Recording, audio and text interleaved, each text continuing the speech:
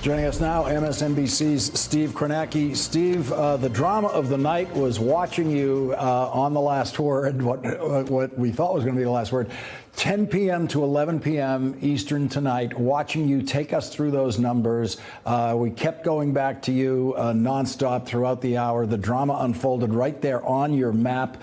Recap for us that hour and what you saw happening in that hour. Yeah, it's every election junkie's dream to see it that close and that decisive in a stretch of time. We saw that was the hour when Jones started out behind and ended up the next senator from Alabama. So what happened? What went right for Jones? Well, first of all, the answer is basically everything went right. If you're a Democrat and you're winning by 20,000 votes to a tiny margin, but you need everything to break your way, he got three particularly big things. First of all, that's not what was supposed to happen there. Let's call that back up. First of all, he got not just overwhelming support from African Americans, he got huge turnout from African Americans. These are the heavily black counties in this sort of strip of the state right here. We were looking across the state tonight to see how turnout compared to the presidential election last year. And what we found consistently across the counties here was the drop was a lot less in these counties, these heavily black counties in this part of the state, than they were up here. These are heavily Republican, heavily white rural counties, and down here, heavily Republican,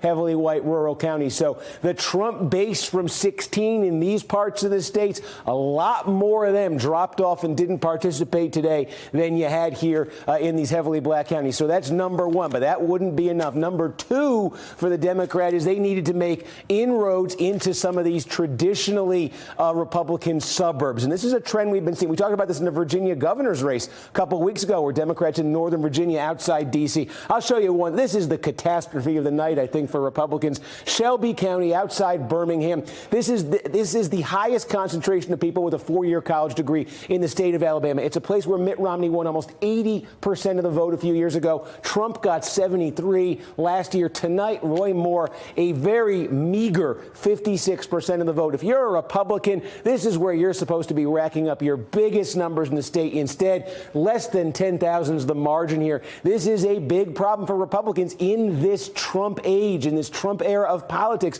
These are the types of voters in Alabama and across the country, these sort of white college-educated suburbanites. This is the kind of place where Democrats think they can make inroads. They made big inroads there tonight. And number three, the third thing that went right for Democrats, I think of younger voters. Think of college-age voters, recent college grads. Think of the two big college towns in Alabama. Let's start right here. This is Lee County. It's home of Auburn University. This is a place Donald Trump won last year with about 60% of the vote. Look at this now.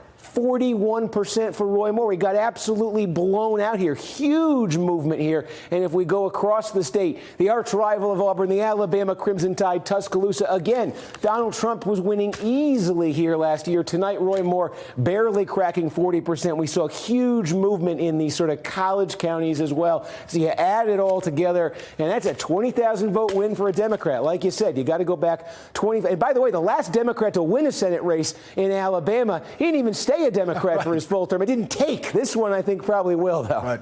Right. That was Richard Shelby, who switched parties a couple of years in after that re-election and is now the senior senator from Alabama, Republican, who, Steve, as you know, said he publicly did not vote for Roy Moore. And it sounds like voters in Alabama, if they were listening to anyone, they listened more to Senator Shelby than they did to Donald Trump.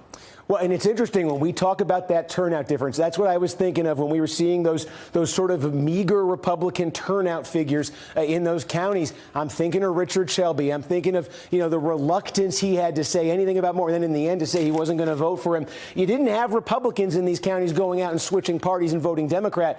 You just didn't have them coming out at all. They weren't turning out. They weren't energized. And again, in these Democratic areas, you saw the opposite. Steve Kornacki, thank you very much for joining us. And thank you very much for that hour from 10 p.m. to 11 tonight. And I've heard from a lot of people around the country who watched you guide them through an understanding of what was coming. And we were able to declare the apparent winner by the end of the hour. Thank you, Steve. All right. Thanks, Lawrence. Anytime. Thank you.